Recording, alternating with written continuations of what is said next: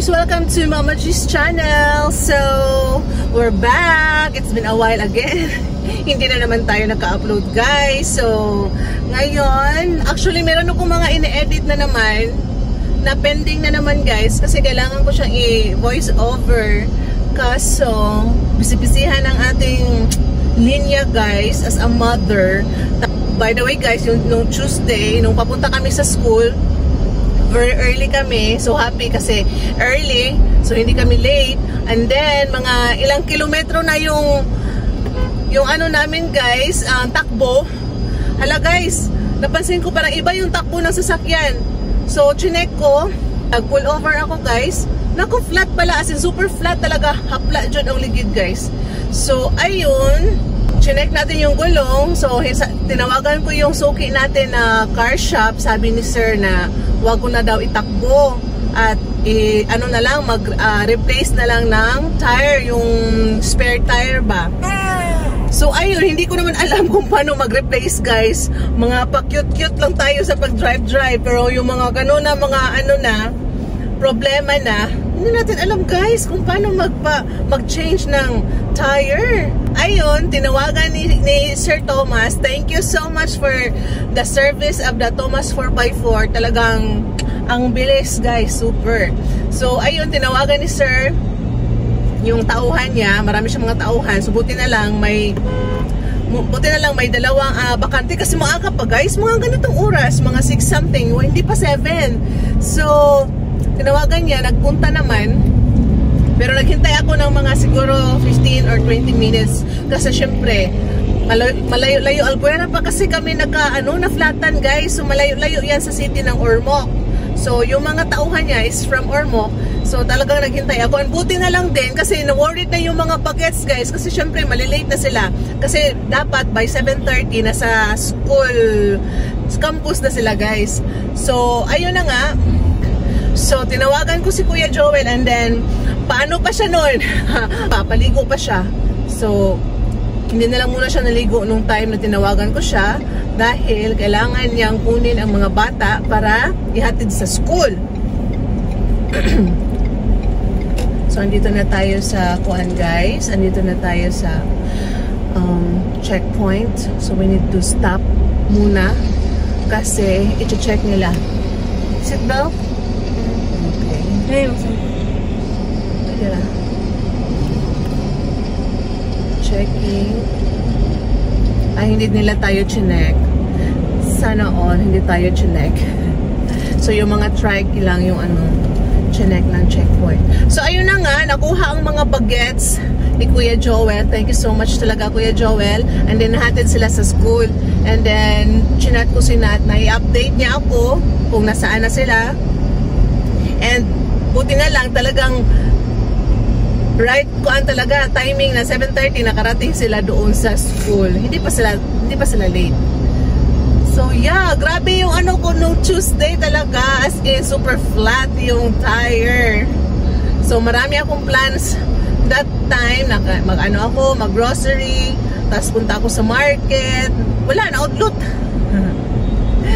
Kasi na delay tayo.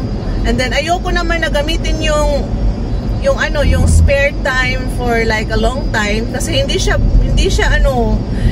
na siya uniform sa the rest of the tires guys. So yeah, after na replace ng spare tire, so tayo, umuwi muna ako sa bahay kasi nag-chat ako kay asawa. Sabi ko na pupunta na sana ako doon sa Thomas car shop para doon ko pabulkit ba guys, lagyan ng patch yung hole kasi nga kaya pala na flat kasi merong may lansang ba sa Tagalog sa lansang, pako. So natinik siya ng pako guys. So ayun, kailangan siyang i-patch. So hindi nag-reply si asawa, so kailangan ko umuwi. So nung umuwi ako, naglaro pala siya guys ng kanya Guild War. And then also, kaya hindi niya nabasa, hindi niya narinig kasi low-bat pala siya guys that time. So yun, sinabi ko sa kanya na ganito ganyan, nag-flat. Oh no. So sabi ko, pupunta ako kay Thomas. So sabi naman niya na samahan niya daw ako. So diba dalawa yung car namin. ba't ba hindi namin naisip na mag-convoy kami ba? So ako ang magdadrive sa car ko, tapos siya mag-drive sa car niya para pag matagalan, at least meron kaming gagamitin na sasakyan. So nung nagpunta na kami sa shop, sinabihan niya asawa yung mga tauhan doon na check up na lahat, and then magpa-change oil na lang din since ando na, dinala namin yung sasakyan para maisa yung trabaho ba. Tapos itong seat na to, pina-check ni asawa yung wirings kasi automatic kasi siya. So you may adjust na hindi siya gumagana. So sabi ni asawa, sige iwan na lang natin kasi sabi ng mga tauhan doon, hindi siya matatapos agad-agad. So baka maboard lang kami kakahintay doon. So hinintay namin saglit, pero sabi ni asawa, sige gutom na daw siya. So iwan na lang namin yung car. So ayun, tinawagan ko na naman si Kuya Joel, guys. Tinawagan ko na naman siya para siya yung sasakyan namin. Kasi nga, hindi namin naisip na dalhin yung sasakyan niya. So ayun, nag-commute tayo, tapos nagpunta kami sa Dancel's Cafe. Doon kami nag-breakfast. Late, brunch na yun kasi like 11 something na yun, guys. And then, by 12, kinuha namin si Jacob kasi hindi maganda ang kanyang pakiramdam. Sige, kinuha namin siya mga around 12:30. After that, pumunta kami sa Ormoc-Net, and then after Ormoc-Net, dumiretso na kami sa Thomas. Doon na lang kami naghintay, and then yan, nakuha talaga namin yung car, and nag-convoy na lang kami pa uwi. And very sweet si asawa kasi talagang nagsunod lang siya sa akin ba, hindi siya nag-overtake or something. Talagang binantayan lang niya ako. Buyag. So yeah, that's it. Grabe yung na yun, experience. First time ko na-flatan, guys. So parang medyo ako. OMG, anong gagawin ko? Buti na lang, meron talaga tayong mga maasahan ng mga tao na talagang i-rescue tayo right away. Yeah. Importante talaga yung mga ganyan, guys, na meron tayong mga contacts, di ba? And then, itong car na to kasi, kay Sir Thomas ko binili din. Kaya, siya, talagang andyan siya to help me. And we're here na in school. Kailangan ko pang i-hairstyle si Ate Nat, guys. So, hintay ka lang muna dito, Jacob. And we're not late. We're actually early. It's 7:06. Actually. Uy, let's take a picture, uy. Wait, guys. Is my hair longer? 1, 2, 3. So, nahatid na natin ang mga bagets sa loob, guys. Nahatid na natin sila. And then, right now, I am heading to the market. Bili tayo ng shrimp. For sure, marami na ngayon ang marami ng mga naka-display. Shrimp for today's video. Tapos, tingnan ko na lang din kung merong lobster. Mahal yung mga lobster, guys. Kaya minsan lang ako bumibili ng lobster. Okay, salamat. Marami pang parking spot. So, makakapark pa tayo at makakapamili ng enough. Okay.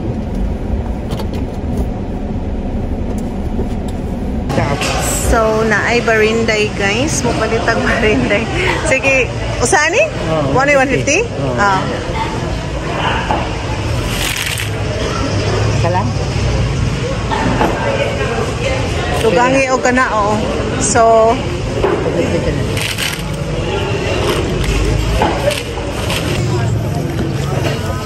harangi? Hang na siya? Siguro gamay. Hindi na makatuwa kayo. So, di ara ang shrimp, guys. Nakapalit na tag shrimp. Vlog ta kuya. Wai lingaw. Oo. Uso man kay karon mo. Oh, lagi ya. Kiningwa tay lingaw. Hala, sige. So, palit tag 2 ka kilo, guys. Buhi pa siya. Fresh from the farm. See? Lihok pa yun siya, guys. So, ayan guys, natapos na tayong mamili sa market. Actually, dalawa or apat yung binili natin. So, shrimp, and then yung barinday, tawag namin barinday dito. At saka kamote. Oh, finally, nakabili tayo ng kamote, guys. And then, isa pa ba? Kung napalit.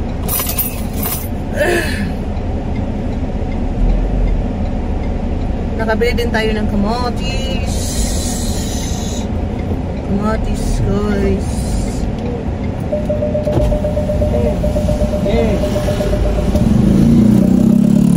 Yan kaya, oh. So, nakabili tayo ng kamatis, guys. Malalaki na kamatis.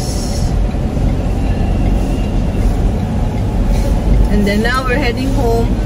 Wala na akong ibang hindi na tayo mag-stop by somewhere kasi kahapon nabili ko na yung iba. And then may mga pa tayo, may mga Dunkin Donuts pa tayo, so we're okay.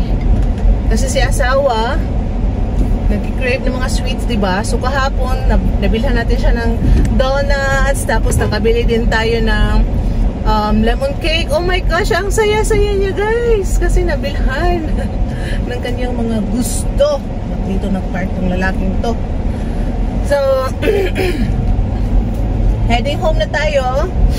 And para maka-workout din konti. So, hindi na ako nakakapag-workout, guys. Wala na, hindi na ako nakaka-gym. Mga 3 weeks na walang gym.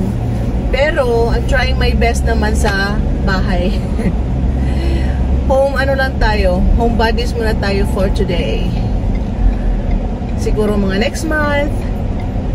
Next month siguro.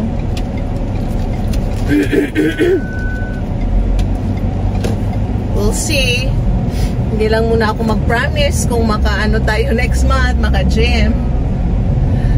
Pero buti na lang talaga. Meron akong medyo kaunting